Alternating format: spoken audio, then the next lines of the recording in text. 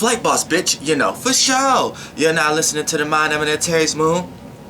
I'm the Archangel Uriel, and I'm here to carry out God duties and motherfucking responsibilities. Let me get this shit on real quick. Alright, now check this out. Pluto, Uranus, Neptune cannot be chart rulers. I repeat, Pluto, Uranus, and Neptune cannot be chart rulers. So anybody out here kicking that shit, you're getting confused, and I need you to stop listening to these people because it's a program. It's something added on. Pluto, Neptune, and Uranus been here for a very long time. They're here for support. They're not here to actually implement themselves. This is why the energy of Uranus, Pluto, and Neptune, you can't even use those physically. Those are something that's inside. You can't even manifest those energies into reality. You can only use those as tools for what you're going to manifest in reality. Now, Mercury, Venus, you know what I'm saying, Mars, Jupiter, all day, Saturn, all day. You know what I'm saying, all day. That's your tools, your chakras. That's like what you're here to actually use, your sun and your moon. But as far as the outer planets, it's a misconception. Now look, they can be house lords. They can be a house lord, but co-ruler. Co-ruler, not ruler. The CO is in front of it. You see what I'm saying? That means that they're a support system. So you have a lot of astrologers out here, and I'm starting to think that these Pacific astrologers may be specifically Scorpios, maybe specifically Aquariuses, maybe specifically Pisces. I know how you want to feel, you Scorpios out there. Listen, I'm an Antares moon. My actual degree of my moon sign is in the heart of the Scorpio, Scorpius constellation in general. You know what I'm saying? So I understand all scorpionic concepts. I am the fucking energy of Scorpio, if you really want to technically break it down. So when we want to talk about, when I do a lot of Scorpio charts, or I run into a lot of Scorpios out here, first thing they wanna like, I don't want to say brag or boast about, but it's almost like a guilty pleasure. Oh, because you know I'm ruled by Pluto. Oh, you know, it's Pluto. Pluto this, Pluto this. So then you got a whole bunch of left brains astrologers out here try to eradicate the true ruler, which is Mars. And then you got a lot of Aquariuses out here like, well, shit, I'm unique. I don't know nothing about what you talk about. I'm only ruled by Uranus. Then you got a bunch of Pisces out here. Oh, I'm dreamy and this, that, and third because I'm only ruled by Neptune. Listen, that's the support you get. But I'm going to tell you right now, and I'm finna break it down so you could kind of understand it. So if you're another astrologer watching me right now, and you like, well, I don't kind of understand that concept, Uriel, because this is the way I was taught. Fuck what you was taught. I'm here to tell you where whoever taught you, where they got that shit from. You see what I'm saying? So when we talk about the outer planets, they're support, they're co-rulers. So they have actual planets that they like to support. Uranus likes to support Saturn. Here's why. Saturn is how one gains structure in one's life, stability, boundaries, restrictions, and limits. So that's something that can be frozen. That's something that can be standstill. If it's stable, that means it's a sturdy enough foundation for other things to be on top of it, right? Uranus is change, rebellion, opposition, uniqueness, and originality. So for a person to have conviction, backbone, sturdiness, that makes them original, that makes them unique in their thought process, but that also allows change and rebellion towards others. So Uranus acts as a support system mechanism for Saturn, so Saturn can transform. You see what I'm saying? See, Saturn is how one gains structure in their life. So it's how they gain stability. That's how you freeze something to be stable. Something to have something that's a foundation. But if a foundation never have any added on ideas, which is changes, have any opposition, which is rebellion, have any type of uniqueness, which is where it's at, and have any type of originality, which sets it aside from others, it won't be able to transform, change. So Uranus acts as a support system.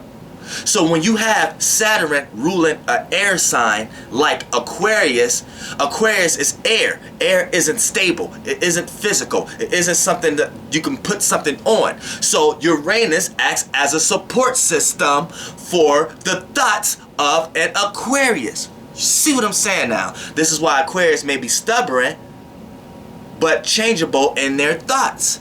So they may be stubborn in how they communicate to you, but they have many different thoughts in their head of what's going on. You see what I'm saying? So here's how Aquarius ascendant person can get confused by listening to some fuck astrologer telling them that their chart ruler is on the Uranus. Here's what's going to happen. Because look, chart ruler, that means the planet that rules your sign in the first house.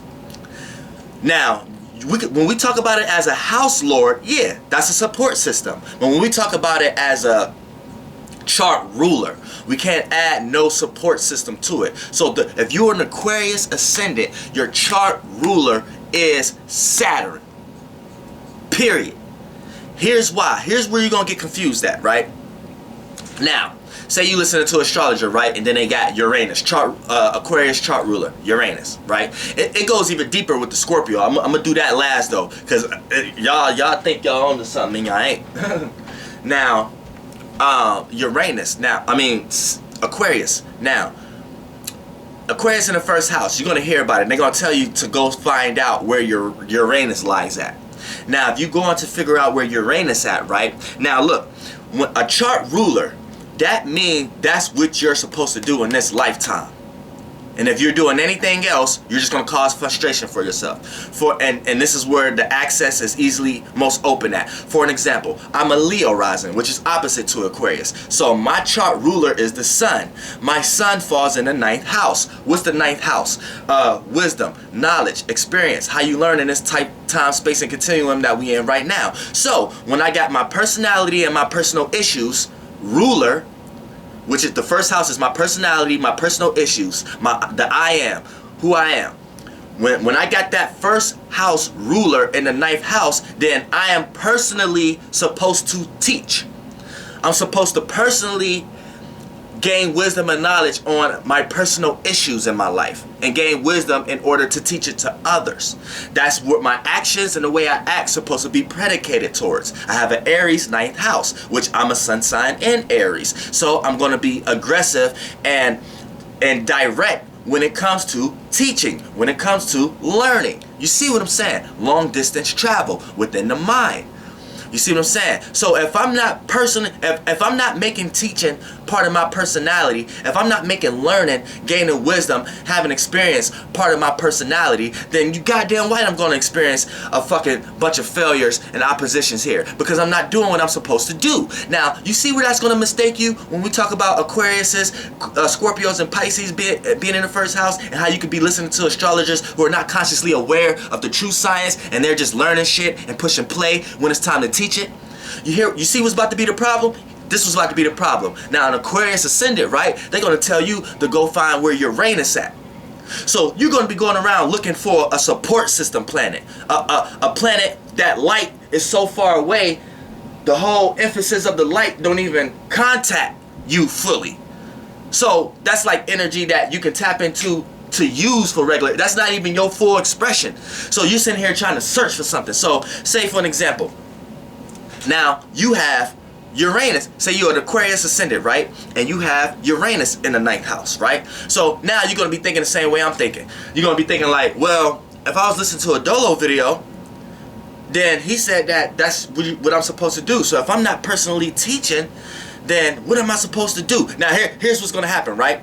You're going to start jumping into that field. You're going to start trying to personally teach, right? But the doors is not going to be quite open in the way like you're not going to be quite Uriel the way you think. You know what I'm saying? You're going to be like, damn, I'm doing the same thing, but I'm not receiving the same energy back. Here's why. Because you have an idea. Yeah, you have a little bit of that Uranus light that's telling you that, yeah, I will be unique and original if I can be a teacher. Because my first house ruler, the ruler of my first house is in the 9th house, which is my chart ruler. And if you're just thinking about it as Uranus, that's how you're looking at it. But it's co-ruler. See, you can look at it like that when you say, okay, my house lord. Yeah, the house lords period is just a support system. But when we look at it as chart ruler, this only deals with the first house. You can have a house lord for every house, each 12 house. But first house, chart ruler. Now you're looking in the 9th house and you're like, dang, I know how to teach a little bit, but it's like I'm not getting something. You know why? Because they're not telling you to look where fucking Saturn is at. Now you go look where Saturn is at first.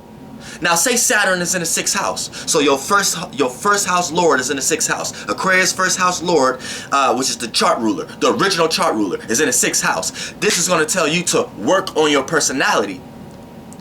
Work on your personal issues. If you're not working on your personal issues, working on your personal situations, or working on your personality, then you're gonna witness a lot of frustration. So say you skip that and you went straight to Uranus, right? Thinking that's your first house, first ruler, right? And then you getting taught all this shit. So you're trying to teach and you witness all this opposition. You know why? Because you're trying to teach before working on yourself, before working on your own personality, before working on your own personal issues. You may have a personal issue that you haven't learned about yet that you need to figure out before you can be able to teach. So you have to look at first house ruler Saturn, which rules Aquarius. You have to look at that being in the 6th house first before you skip to Uranus. When we talking about chart rulers, you really don't even have to add Pluto, Uranus, or Neptune. But for support system, you can, because now it's like, once you go to the regular one, like I said, first house ruler in the 6th house, if Aquarius and Saturn is in the 6th house and Aquarius in the 1st house, you go to that first. I mean, if Aquarius in the 1st house and Saturn is in the 6th house, you go to that first. Then that's going to tell you what you personally need to do. Then you will be able to teach up. If Uranus in the 9th house, which is the co-ruler, you will be able to teach people how to work on themselves, which is the original ruler, the Saturn in the 1st. You see what I'm saying? So you see how you can get confused? Neptune. Now, people, Neptune actual ruler is Jupiter. Jupiter. Remember that. You have a lot of new age astrologers right now. People don't even know that. People don't even know that Scorpio is ruled by Mars. People don't even know that Aquarius is ruled by Saturn. People don't even know that that Neptune is ruled by Jupiter. They only know from this new age shit, then they're gonna forget. Now you're gonna be having these 3 co-supporting planets. You're gonna be thinking that these solely your ruler, and you still living in a 7-day week system. You're not even living in a 10-day week system. You don't even have enough confirmation in yourself to live by a 10-day system. You still going through Monday through Sunday. But you want to say Pluto is your natural ruler. You want to say y'all don't even know how to make sense of something that don't make sense to know if it makes sense or not. You see what I'm saying? Now, we'll talk about Pisces. Now, Pisces, the natural ruler is Jupiter. So when you have an astrologer telling you it's Neptune, you see how this can fall short again? You could be diving deeper into an illusion. Because here's what can happen. Say your first house ruler is in the 4th house. So you're here to, that means you're here to personally, your personal issues and your personality is going to get played most through domestic issues and how you gain emotional stability within yourself. And that's what you're here to personally do. And if you're not doing that, you're going to witness a bunch of oppositions and frustrations, right? Now say, freaking, you got Neptune first house. I mean, you got Pisces in the 1st house and Neptune in the 4th house, right? So now you got this astrologer. They telling you all this shit, right? So now you thinking, now you gotta look for your ruler. Now you thinking your ruler is Neptune, so you going to look at that first as a Pisces ascendant. So you like, dang, you feeling all this opposition and shit about things that like, all right, how do I gain? Like I'm dealing with a lot of personal issues with close ones, close family. I'm starting to feel uncomfortable. I need some time to breathe. I need some air. But how do I do that?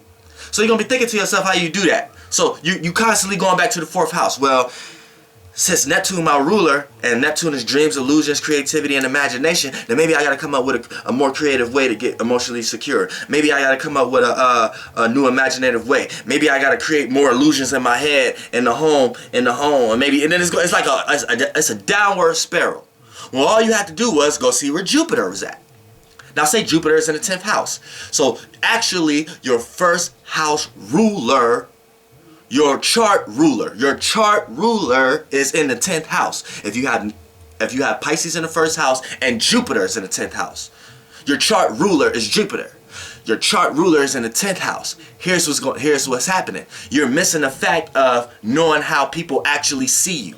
You're missing the fact of knowing what actual goals to attack. Now, if astrologer just told you that your chart ruler is Jupiter, you know to go straight to the 10th house now. Now, Jupiter could be anywhere, but I'm just giving off examples.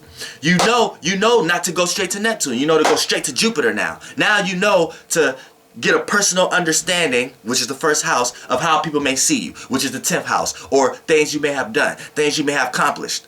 Then, once you get a good idea of that, then you're able to come up with a creative solution of how to handle the opposite house, which if you had the 4th house, which if you had Neptune there. You know how to see through the illusions now, because you know how people actually see you from seeing your actual chart ruler. See, these are support systems.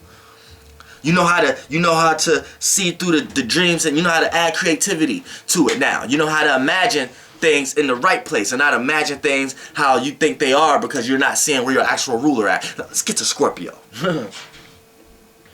Yeah, Scorpios, yeah. Your ruler is Mars. I know you hate it. I know you just wanted to reach out and be like, yes, Pluto is my ruler. What do Pluto mean? Deepness, intensity. Oh shit. I know it. I know that. Trust me, I know. But sorry, you're not as intense as you think you are. Sorry, you're not in the yin realm as much as you think you is. Actually, the most powerful water sign is Cancer. Bet you didn't know that. Bet you there's a lot of Scorpios out here right now like, yeah, I'm a Scorpio, I'm this, that, and the third, I'm a Scorpio. You're not even the most powerful water sign. Cancers are the most powerful water sign. And Cancer's really the most powerful sign, period. America was built on Cancer. Cancer is the heart that transferred through the gut also, because the sun is the heart. But what's behind the heart is the moon, the emotions and the feelings. That's behind the intuition. That's the psychicness behind it. Cancer is the most powerful zodiac here. So the more consciously aware and the more mature a Cancer are, the more they know how to manifest into this reality. So if you run into any Cancer moons or Cancer suns, keep them around. And it may get frustrating at times, but believe me, you're going to be able to manifest every goddamn thing you want to manifest. As far as this society we in right now, and this fear of reality we in right now, there's a bunch of different fears of realities. It's just like if you a person who in their own world and you create another fear of reality like that, then that statement might not be true. Cancers might not be in that world. Fire might be, or you know what I'm saying, air or whatever like that. But in this reality, and then we on Earth right now. And then the society we in right now, Cancers are the most powerful zodiac. This is why they're able to. And then water in general is a powerful element, but you need all elements. But this is why water signs could be comedians. They may not be good actors, but they could be good comedians because they could deal with the emotions and the feelings. You know what I'm saying? They can make you laugh, and then comedian and stuff like that is based on past type stuff or situations or real type situations that can make you feel, you know what I'm saying, not just something that's out of idea or something like that. It hasn't been something that's actually resonate in some type of way. Water signs know how to do that the best. Cancer sign is right in the middle and the sunniness of it, the sunny day. So Cancers are the most powerful, but that's another video. But we're gonna get here back to the Scorpio. Because I know you want to be intense. And anytime a Scorpio get into astrology and they start to learn about things, they start to try to act on their powers. And then that's where they fall short.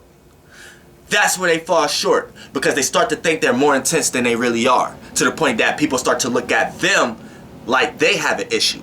And then the Scorpios start to build all these fears of realities like, oh, it's just because Pluto, or it's just because I'm too deep. No, it's just because you think you too deep. It's just because you think you're thinking deeper into a situation than someone else. It's just because you think what's going on behind the scenes. But here's a misconception that Scorpios always have. And if you're a Scorpio, I bet you know this. And I'm Antares Moon, so I understand this because I used to do this all the fucking time growing up before I was consciously aware of who I am.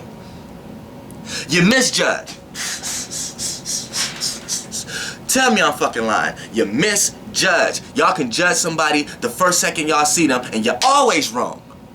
You always wrong. You could be around somebody might be just overly quiet or overly reserved. You might think this person don't like you, so you start to develop all kind of fears of realities around this person, and start to give them the energy that they wasn't even giving you, but it's just because you prejudged in your head, thinking you know what the fuck is going on in the behind the scenes realm. You misjudge, misguide, put your own self in a brooding situation, put your own self in a singularity, put your own situation, put your own self, you outcast yourself. And Scorpios need to connect more than any other water sign, because they're frozen. They're a piece of ice. If I got a bucket of ice and take one of them pieces of ice and throw it somewhere, it's separate, and it ain't even fluid enough to melt along and get connected back again. It's just frozen to us. It's a crystal. It's to its goddamn self. It can't even connect, and that's what it's here to fucking do, connect. So Scorpios are here to transform. But if you listen to all these goddamn astrologers telling you that Pluto is the only fucking ruler to Scorpio, you ain't gonna be able to transform, because you're gonna be thinking that transforming is the way to transform. Pluto is the transforming planet. So how you gonna be taking that and thinking, okay, in order to transform, I need to transform? No, it doesn't work that way. A transformation state is from one form to another, not creating a state of, okay, let me create a transformation state, and then by me doing that, that's how I transform. No, a transforming is from one state to another, one form to another, not transformation being a form and then doing that form to transform. See, y'all probably not getting what I'm saying right now. Let me break this down. All right, if you a Scorpio ascendant, right, you're gonna have these so-called astrologers out here telling you that your chart ruler is Pluto, which is not. Your chart ruler is Mars. Pluto could only be in the support system. Your chart ruler is Mars. Here's why Pluto's misjudged. Here's why they get misconceptions. Because if they thinking they chart ruler is Pluto, and they skip Mars and go straight to Pluto thinking that's what it's supposed to be, right? Here's what's going to happen. Now let me come up with a placement like I did with the other two. So Scorpio in the first house, your chart ruler is Mars. Let's say if Pluto is in the fifth house. The fifth house is creativity, entertainment, and how one express themselves. So this Scorpio ascendant person is learning about themselves, right? So now they're looking at it like, okay, my chart ruler is Pluto. And it's to a certain degree now that some people do know that Mars is it. But since Pluto is getting shoved down so many people's throat, after it's not even a planet anymore, it's just gas, it's getting shoved down so many people's throat in this new age shit that people still want to disregard Mars if they were Scorpios. Here's what's happening.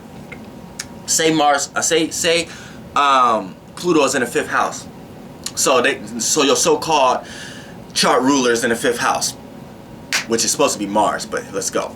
Scorpio first house, Pluto in the fifth house. Now, you're going to learn this. Now, you're going to go to the fifth house thinking, okay, I have to be more intense. I'm too intense when it comes to my creative endeavors. I need to transform this. Or, dang, I do think too deep about things I'm entertained by, to the point I'm not even really entertained by things. Or I do try to control all forms of entertainment. Or I am a deep person when I express myself or whatever like that. So you're going to be thinking this, right? So now, you got them happy Scorpios that's happy about their placements. So now they jump out here and try to play that part. Here's what's gonna happen. You end up if you got Pluto in the fifth house, you end up having a lot of kids you don't want.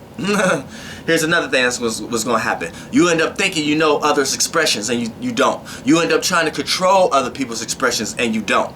You know what I'm saying? You end up trying to transform the way you see things, the way you see creativity, the way you see entertainment, the way you see expressing yourself amongst others. You even try to transform that. You may even try to copy other people's ways of expressing themselves. But here's why. It causes a misjudging, because Pluto is not actually the energy you're supposed to tap into to physically use. That's a support system use. So what happens here is you're going off of support now. You're being intense in situations that's uncalled for. You're trying to be too demanding and controlling in an area that you're never going to have control over. You see what I'm saying? So